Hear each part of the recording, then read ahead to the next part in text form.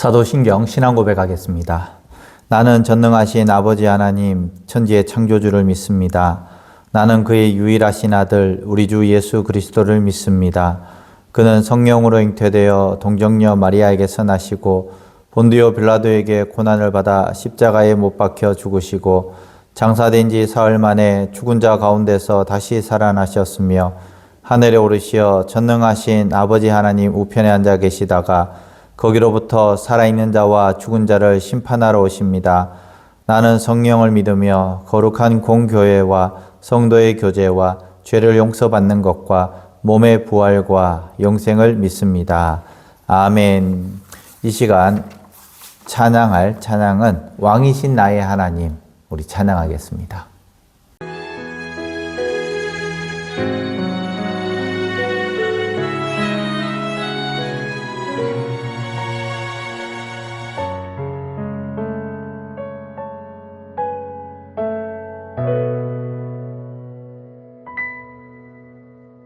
왕이신 나의 하나님, 내가 주를 높이고 영원히 주의 이름을 송축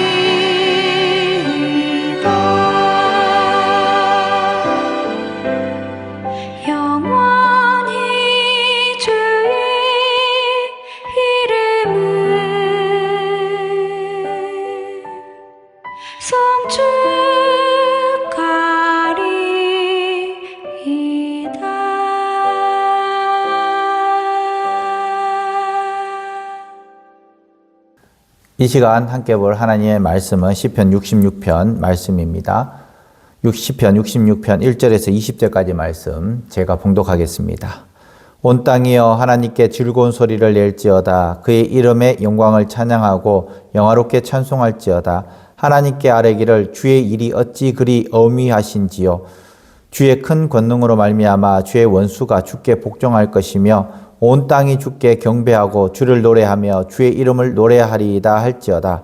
와서 하나님께 행하신 것을 보라. 사람의 아들들에게 행하심이 어미하시도다. 하나님이 바다를 변하여 육지가 되게 하셨으므로 무리가 걸어서 강을 건너고 우리가 거기서 주로 말미암아 기뻐하였도다. 그가 그의 능력으로 영원히 다스리시며 그의 눈으로 나라들을 살피시나니 거역하는 자들은 교만하지 말지어다. 만민들아 우리 하나님을 송축하며 그의 찬양 소리를 들리게 할지어다. 그는 우리 영혼을 살려두시고 우리의 실족함을 허락하지 아니하시는 주시로다. 하나님이여 주께서 우리를 시험하시되 우리를 단련하시기를 은을 단련함 같이 하셨으며 우리를 끌어 그 물에 내리게 하시며 어려운 짐을 우리 허리에 메어 두셨으며 사람들이 우리 머리를 타고 가게 하셨나이다. 우리가 불과 물을 통과하였더니 주께서 우리를 끌어내사 풍부한 곳에 들이셨나이다. 내가 범죄물을 가지고 주의 집에 들어가서 나의 서원을 주께 갚으리니 이는 내 입술이 낸 것이요 내 환난 때에 내 입이 말한 것이니이다. 내가 수양의 향기와 함께 살찐 것으로 주께 번제를 드리며 수소와 염소를 드리리이다. 하나님을 두려워하는 너희들아 다 와서 들으라. 하나님이 나의 영혼을 위하여 행하신 일을 내가 선포하리로다. 내가 나의 입으로 그에게 부르짖으며 나의 혀로 높이 찬송하였도다. 내가 나의 마음에 죄악을 품었더라면 주께서 듣지 아니하시리라. 그러나 하나님이 실로 들으셨으며 내 기도 소리에 귀를 기울이셨도다. 하나님을 찬송하리로다. 그가 내 기도를 물리치지 아니하시고 그의 인자심을 내게서 거두지도 아니하셨도다. 아멘. 가끔씩 제가 예화를 드는 내용인데요. 병원 이야기입니다. 병원에서 검진을 받고 결과를 기다릴 때가 있습니다.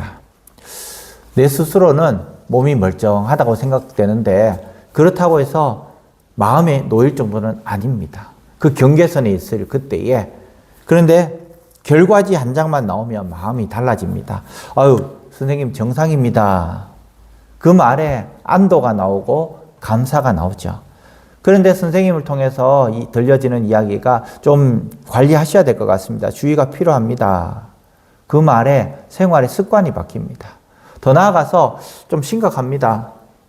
관리가 많이 필요합니다. 라고 했을 때는 참 그 두려움이 엄습해 오는 것을 보게 되는 것입니다. 같은 몸인데 무엇을 확인했느냐에 따라서 삶이 확연하게 달라지는 것이죠. 저도 몸이 많이 좋지 않아서 병원에 가서 검사를 했는데 병원에서 괜찮습니다. 오히려 2년 전보다 4년 전보다 괜찮아진 것 같습니다. 라는 이야기를 들었습니다. 그러니까 제 마음이 너무 좋아지는 거예요. 시편 66편은 우리에게 이렇게 말을 합니다. 하나님이 하신 일을 보라. 신앙은 막연한 것이 아닙니다. 하나님이 실제로 하신 일을 확인하고 기억하면서 살아가는 것입니다. 하나님이 하신 일을 보라. 우리가 지금까지 살면서 그저 관념적으로 하나님을 믿고 그저 마음적으로만 하나님을 믿었다고 생각해 보시기 바랍니다. 그러면 언제나 우리에게 문제가 생기고 또 고난이 생기면 결국에는 우리는 자포자기한 심정으로 그 신앙을 놓쳐버립니다. 그런데 과거에 나에게 주신 그 은혜를 떠올리면서 지금은 내가 그것이 많이 퇴색되었지만은 과거에 하나님께서 나에게 주신 그 은혜를 생각하면 지금 내가 좌절하고 있는 가운데 있지만은 조금 떠나 있는 가운데 있지만은 다시 하나님께로 돌아올 수 있는 그 일이 생긴다라는 것이죠. 본문에 들어가서 보면요. 1절에서 4절 말씀에 보면은 찬양을 이야기를 합니다. 찬양. 온 땅이여 하나님께 즐거운 소리를 낼지어다. 우리가 찬양을 통해서 하나님이 더 커진다라는 그런 오판을 해서는 안 됩니다. 하나님은 이미 크고 완전하신 하나님이시기 때문에 우리는 그것을 인정하고 고백하는 것이 찬양입니다. 우리가 찬양하지 않으면 하나님은 도를 통하여서도 하나님을 찬양하게 하신다라는 것입니다. 하나님께서 원하시는 것은 무엇이냐? 우리가 우리 입술을 통해서 하나님이 하나님 되심을, 우리 주인 되심을 인정하는 것. 이것이 바로 하나님께서 원하신다라는 것입니다. 우리의 신앙이 흔들릴 때 가장 먼저 무너지는 것이 바로 찬양입니다. 여러분들 입술을 통해서 어떤 것이 많이 나오는가요? 감사가 나옵니까? 찬양이 나옵니까? 그러면 여러분들의 신앙은 여전히 무너지지 않았습니다. 그런데 교회에 다니면서도 불평, 불만이 먼저 나오고 또 더 나아가서 불평, 불만 이후에 또 감사보다는 우리 입술을 통해서 세상의 것들이 나온다면 결국에는 우리는 믿음이 없는, 신앙이 흔들리는 사람이라는 것입니다.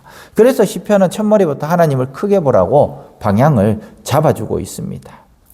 처음부터 하나님을 크게 볼 수는 없습니다. 처음에는 형식적으로 교회에 왔다 갔다 할 뿐입니다. 그러나 어느 순간인가 어느 정도 익숙해지면 그 어떤 말씀이 나를 이끌어가게 되고요. 결국에는 연수가 지나면서 그 세상에 줬던 것들이 이제는 값없이 느껴지고 배설물로 느껴지고 어느 순간인가 하나님이 크게 보인다라는 것입니다. 그것이 1년일 수도 있고 10년일 수도 있고 20년일 수도 있고 50년일 수도 있습니다. 그것을 깨닫는 것이. 그것을 깨달을 때에 드디어 나는 신앙생활을 한다라는 것입니다. 5절의 핵심은 여기에 있습니다. 와서 하나님께서 행하신 것을 보라.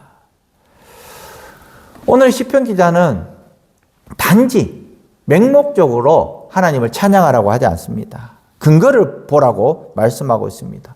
그 근거가 무엇입니까? 그 근거는 바로 출애굽기의 근거입니다. 바다를 마르게 하시고 강을 건너게 하시고 백성을 건너게 하신 그 하나님.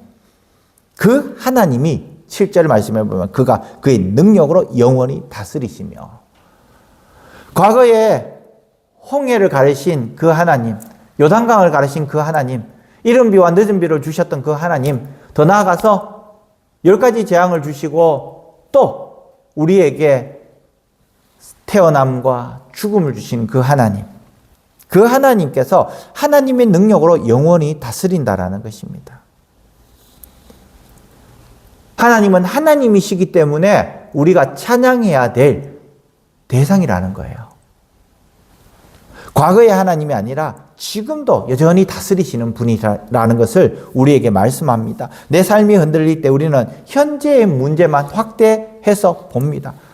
그렇지만 시편 기자는 어떻게 이야기합니까? 과거에도 여전히 역사하셨던 그 하나님이 지금도 역사하시고 앞으로도 역사하실 것을 믿고 하나님을 찬양하라고 우리에게 말씀합니다. 저는 신앙생활 하다가 잠시 쉬고 계시는 분들, 또 믿음이 떨어지신 분들 보면 너무 안타까워요. 과거의 그 하나님을 생각해야 되는데 그 하나님을 잊어버렸다는 거예요. 빨리 저는 그 하나님께서 그 집사님을 통해서 또 그 권사님에게, 그 성도님에게 찾아가셔서 과거에 그들이 느꼈던 그 감격들이 다시 회복되어 줄 수 있도록 해달라고 저는 기도를 하고 있습니다. 그 시편 기자는 하나님이 어떤 분이신지를 다시 보라고 우리의 시선을 돌려주고 있습니다. 여기서 시편 66편은 아주 현실적입니다. 믿음의 길에도 답답한 시기가 있다는 것을 숨기지 않고 이야기를 하는데요. 하나님께서 우리를 시험하시되 우리를 단련하시기를 은을 단련한 같이 하셨으며 우리를 단련하셨다 했습니다. 그리고 두 번째로 그 물에 걸리게 하셨다고 했습니다. 12절에 사람들을 우리 머리를 타고 가게 하셨다라고 하고 있습니다. 우리에게도 여전히 하나님을 믿는 믿음이 있고 신앙생활을 하고 또 교인이라는 이 타이틀이 있지만은 여전히 우리는 세상과 버타여 살기 때문에 하나님께서 우리를 단련하시고 또 때로는 넘어지게 하시고 또 세상 사람들이 우리를 욕하고 또 조롱하는 그 상황을 맞이할 때도 있다는 것입니다. 이 사람들로 우리의 머리를 타고 가게 하셨다라는 그 말이 무슨 뜻이냐? 아주 심한 억압과 모욕과 패배의 그 상태를 비유적으로 말씀하고 있습니다. 완전히 무시당할 수도 있습니다. 사람들에게 이용당하고 짓밟힐 수도 있습니다. 고개도 못 들 정도로 억울한 일을 당할 수도 있다는 것입니다. 그런데 12절 후반부에 보면 우리가 불과 물을 통과하였더니 주께서 우리를 끌어내서 풍부한 곳에 들이셨나이다. 아멘. 하나님께서 우리를 끌어내셔서 풍부한 곳에 들이셨다. 우리에게 말씀하고 있습니다. 그 연단을 통과했을 때에 지금도 그 연단의 시기 가운데 있는 우리 성도들이 있을 것입니다. 그 연단에 있는 시기 가운데 있는 우리 성도들 끝까지 완주하시고 믿음으로 끝까지 승리할 수 있기를 바랍니다. 그때에 오늘 풍부한 곳에 들이시는 그 하나님을 우리는 맛볼 수 있다라는 것입니다. 힘든 상황이 실 때 있다라는 것입니다. 하나님은 고난을 즐기시는 분이 아니라 고난을 통해서 결국 더 넓은 자리로 우리를 이끌어 나가신다라는 것입니다. 지금의 답답함, 지금의 고난은 끝이 아니라는 것입니다. 그 과정이라는 것을 우리에게 말씀하고 있습니다. 그러면서 시편 기자는 내가 번제물을 가지고 주의 집에 들어가서 나의 서원을 주께 갚으리니 내가 고통당할 때에 약속했던 그 약속을 나는 하나님께 지키겠다. 신앙이 어려워질수록 우리는 예배를 가면 좋고 못 가면 어쩔 수 없는 것으로 바꾸기 쉽습니다. 그런데 오늘 이 시편 기자는 어떡합니까? 끝까지 하나님 앞에 나와서 예배드리고 하나님 앞에 나와서 기도하고 하나님을 의지하는 것, 이것은 책임이라는 거예요. 그리스도인의 책임이라는 것입니다. 그 책임을 지고 나가야 한다라는 것이고요. 결국에는 이 예배 드리는 것이 뭡니까? 바로 은혜에 대한 응답이라는 것입니다. 결국 예배를 사랑하는 사람과 사랑하지 못하는 사람들의 큰 뚜렷한 차이점이 뭐냐? 바로 하나님의 은혜에 대해서 감사하냐, 감사하지 못하냐, 더 나아가서 믿음이 있느냐, 없느냐의 문제로 나눠질 수 있다는 것입니다. 후반부에 나가서는요, 개인 간증을 합니다. 내가 나의 마음에 죄악을 품었더라면 주께서 듣지 아니하시리라. 18절 말씀입니다. 내가 나의 마음에 죄악을 품었더라면. 회개하지 않고 죄를 붙잡고 있으면 기도가 힘을 잃습니다. 우리는 문제에 너무 매몰되어서 문제 가운데에 너무 집중하지 마시고요. 그것을 잠시 내려놓고 그럼에도 불구하고 하나님을 바라볼 수 있는 여유를 가질 수 있기를 바랍니다. 하나님은 기도를 버리지 않으신다고 우리에게 말씀하셨어요. 그 약속을 붙잡고 나가시기 바랍니다. 아까 검진 결과지 이야기에서 말씀드린 것이 있습니다. 우리는 확인한 대로 삽니다. 과거에 정말 하나님을 믿었던 그 구원의 감격, 지금은 잠시 멀어져 있지만은 결국에는 그것이 내 삶에서 다시 한 번 더 새 힘을 얻을 수 있는 기회가 된다라는 것입니다. 그래서 시편 66편은 우리에게 이런 말씀을 합니다. 하나님이 하신 일을 보라. 과거에 하셨던 일, 지금도 하실 일, 앞으로 내 앞에서 펼쳐질 그 일들을 보라는 것입니다. 과거에만 역사하시는 분이 아니라 오늘도 권능으로 다스리시는 분이시고 앞으로도 여전히 그 다스리심이 이어진다라는 것을 우리에게 말씀합니다. 그래서 우리의 결단은 단순하게 말씀할 수 있습니다. 특별히 하나님이 하신 말씀을 잊지 않겠습니다. 다시 한 번 더 계속해서 리마인드 하시기 바랍니다. 생각하시기 바랍니다. 끄집어내시기 바랍니다. 억지로라도 과거에 주셨던 그것 끄집어내시기 바랍니다. 그러면서 두 번째로 예배의 기본을 지키시기 바랍니다. 주일 예배 하고 안 하고의 문제가 아닙니다. 믿음이 약한 사람은 하고 안 하고의 문제일 수도 있겠지만은 그렇지만 지금 이 영상을 보시는 우리 성도님들은 하고 안 하고의 문제가 아닙니다. 당연히 지켜야 될 예배의 기본이라는 것입니다. 그러면서 우리가 살아왔던 그 모든 것들을 입으로 고백하며 하나님을 높일 수 있는 우리 사랑하는 성도들 되시기를 간절히 축원합니다. 하나님이 우리의 기도를 물리치지 않으신 것처럼 우리도 하나님을 등 뒤로 두지 아니하고 오늘도 믿음으로 걸어갈 수 있는 우리 사랑하는 성도들 되시기를 간절히 축원합니다. 기도하겠습니다. 하나님 아버지, 오늘 말씀처럼 오늘 우리도 하나님이 하신 일을 보라는 부르심 앞에 섭니다. 우리의 눈이 문제에만 고정되지 않게 하시고 출애굽의 하나님, 지금도 권능으로 다스리시는 하나님을 다시 바라보게 하여 주시옵소서. 때로는 답답하고 무거운 시간을 지나게 하실지라도 결국 우리를 끌어내어 넓은 곳으로 인도하시는 주님의 선하심을 믿게 하여 주시옵소서. 주님, 기온이 많이 떨어지고 날씨가 많이 춥습니다. 성도들의 몸을 지켜주시고 감기와 질병에서 보호해 주시옵소서. 특히 연약한 지체들과 노약한 분들에게 강건함을 더하여 주시옵소서. 또한 신앙생활의 기본을 끝까지 지키게 하여 주시옵소서. 예배를 소홀히 하지 않게 하시고 말씀과 기도와 회개를 놓치지 않게 하시며 작은 순종을 꾸준히 쌓게 하여 주시옵소서. 오늘도 우리의 기도를 물리치지 않으시는 하나님을 신뢰하며 감사와 찬양으로 하루를 살게 하여 주시옵소서. 예수님의 이름으로 기도합니다. 아멘. 하늘에 계신 우리 아버지, 아버지의 이름을 거룩하게 하시며 아버지의 나라가 오게 하시며 아버지의 뜻이 하늘에서와 같이 땅에서도 이루어지게 하소서. 오늘 우리에게 일용할 양식을 주시고 우리가 우리에게 잘못한 사람을 용서하여 준 것 같이 우리 죄를 용서하여 주시고 우리를 시험에 빠지지 않게 하시고 악에서 구하소서. 나라와 권능과 영광이 영원히 아버지의 것입니다. 아멘. 다 함께 기도하겠습니다.